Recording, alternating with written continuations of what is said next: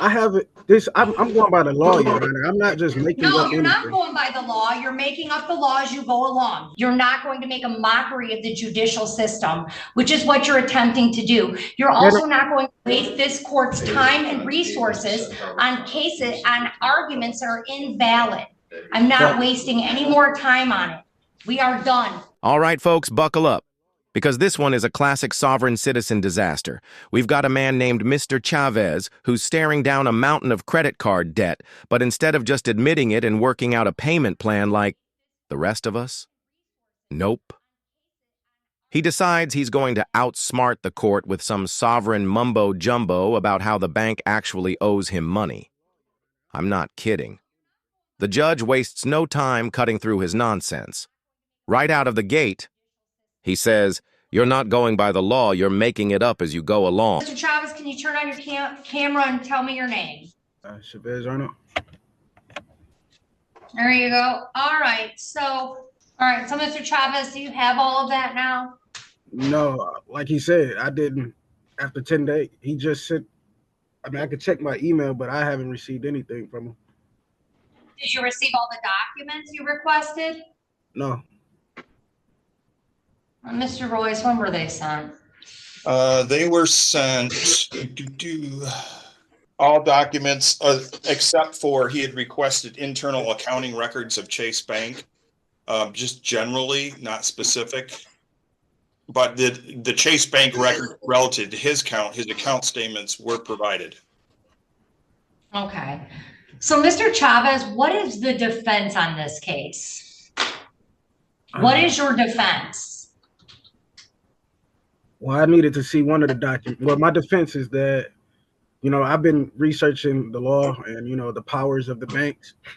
And it's more of a accuracy of the actual accounting that I'm trying to make sure and, make sure that everything is accurate. So it's not my intent to not pay anything, but I need to know, based off the accounting that I am paying what I'm supposed to be paying.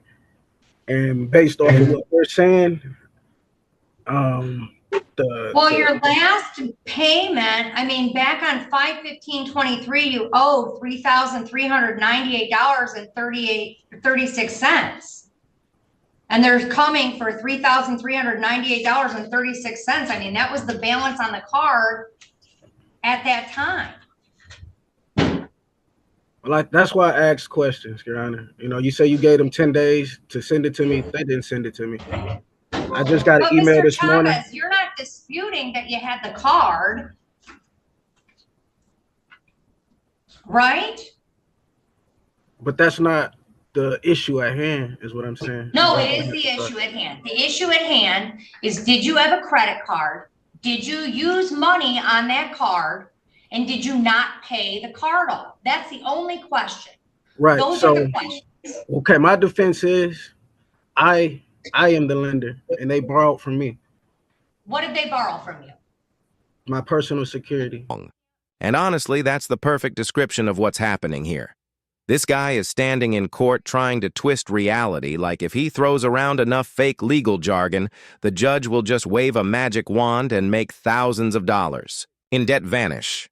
When the judge asks him point blank, "Did you have a credit card? Did you use the money? Did you not pay it back?" Chavez tries to deflect with this bizarre explanation that he's the lender and the bank somehow borrowed from him. I swear, I lost a couple brain cells listening to this. It's almost like he went down a rabbit hole on... Which I'm entitled to. No, I'm not buying that. No. Listen to me. Listen. It's not about... I have it. I'm going by the law, Your Honor. I'm not just making up anything. No, you're not going by the law. You're making up the law as you go along. You took a credit card on. You agreed with that. And then you had a credit card. You used the credit card. You have a balance on the card. And you didn't pay on the card. They don't owe you anything. So when I asked for the application, the evidence that opened up the account, because they go by GAAP accounting principles. If my application opened up the account, that means there will be a credit on my account because that's a cash equivalent. That's what the law says. All right. Yeah, motion for summary disposition. Hearing date will be January 9th to 25th. And the motions to be filed forthwith, and a copy obviously is to be provided to Mr. Chavez. And we'll see you back on January 9th, 2025 at 9:30 a.m. for the hearing. Thank you, Your Honor. All right, we're all set. On the internet and came back thinking he cracked the secret code to avoid paying bills. Spoiler alert, he didn't. The judge finally snaps and lays it out crystal clear. You took the card, you used the card, you owe the balance, period. But of course, Chavez keeps pushing, asking for bank applications, accounting principles, and random evidence that doesn't prove a thing. At this point, you can feel the judge's patience running out. He schedules the next... All right, and I've got Mr. Chavez back. Do I have Discover Bank still? Yes, Your Honor. All right, Mr. Chavez, can you turn on your camera and your microphone, please, sir? All right, we're back on 24010674, the Discover Bank versus Arnold Chavez. All right, and I know that we had a previous court date on this on October 10th, and the default was filed, and then an objection was filed timely on this case. So we're here to set aside the judgment. What's your motion, Mr. Chavez? Well, that day, Xfinity, I have Xfinity internet, and they was working in my area. And I have proof of, I talked to them in the chat. They confirmed it. And I have they gave me a bill credit for inconvenience, so that's why I wasn't able to attend, because I was having problems with my internet. All right, and just so you know, Mr. Gopal, we did have notice that he had contacted the court and that he was unable to get on that day. Oh, he contacted the court on October 10th? I'm not sure if it was on October 10th, but it was shortly thereafter. If it wasn't October 10th, that he was having internet issues and could not get on. So here's what we're doing. I'm assuming, Mr. Chavez, do you have a defense on this case? I just want to go through the due process. Okay. All right. Here's what we're going to do. Arnold indicates that he does not dispute that the card was taken out.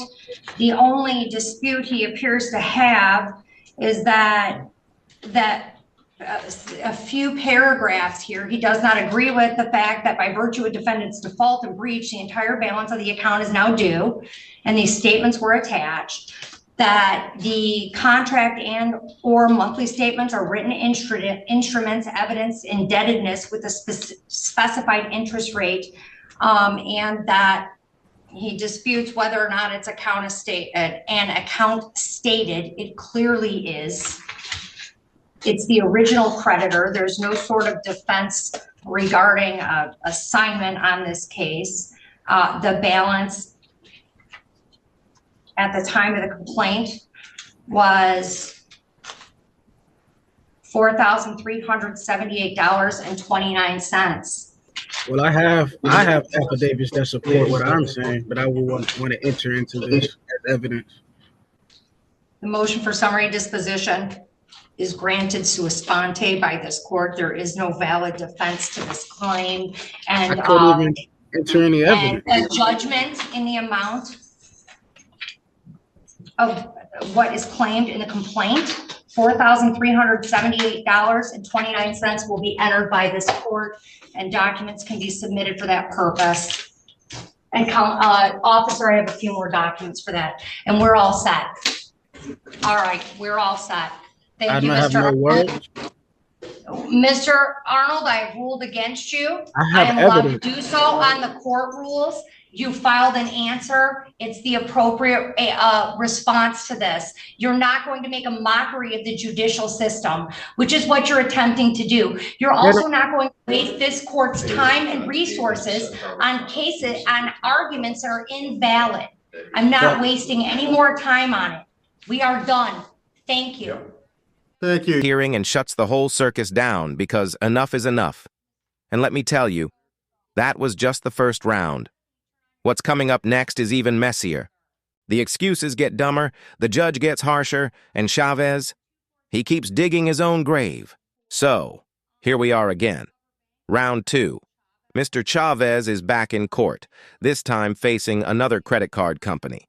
Because apparently one giant unpaid debt wasn't enough, this man managed to rack up another one. Now pay close attention to his excuse for why he missed the last court date. He tells the judge he couldn't show up because, wait for it, his internet went out. Yep, that's his big defense. According to him, Xfinity was working on the lines, and they even gave him a bill credit for the inconvenience. Like somehow, that's supposed to erase a $4,300 debt. I don't know about you, but if my Wi-Fi cut out for an hour, my first thought wouldn't be, well, guess I don't have to pay my credit card anymore.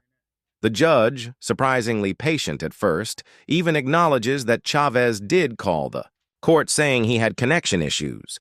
But then the judge cuts right to the chase. Do you actually have a defense here? And what does Chavez say? He wants to go through due process. Translation, he has no real defense, just more empty words.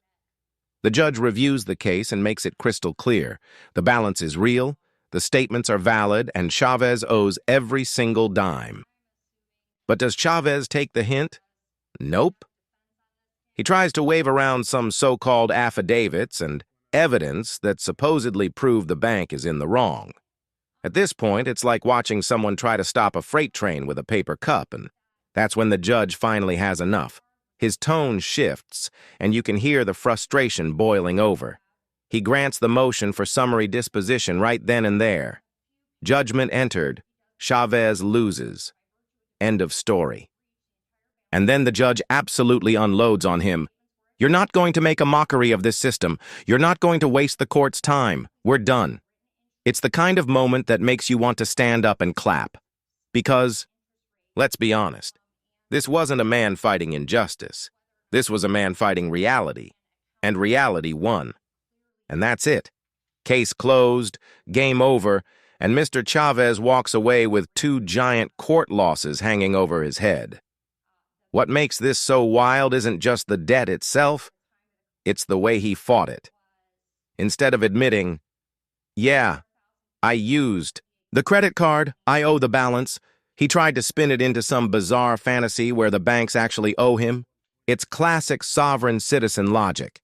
Take a simple situation, drown it in fake legal jargon, and hope the judge gets confused enough to let it slide. Spoiler alert, it never works. The judge called him out, hard. He made it clear. The courtroom isn't a playground for made-up laws or internet theories. It's about facts, contracts, and responsibility. And Chavez, he just didn't want to hear it. Now here's the bigger question for you. Do you think Chavez actually believes this nonsense? Or is he just grasping at straws because he doesn't want to pay? Personally, I think he convinced himself he found some secret loophole, when really, he was just digging a deeper hole. Either way, it's another perfect example of why these sovereign citizen stunts always blow up in court. You can't out-talk reality, and you can't out-argue debt with nonsense. At the end of the day, the judge put it best. We're done. What do you think? Was the judge too patient with him or just the right amount of firm? And more importantly, do you think we've seen the last of Chavez? Or is he crazy enough to keep this circus going?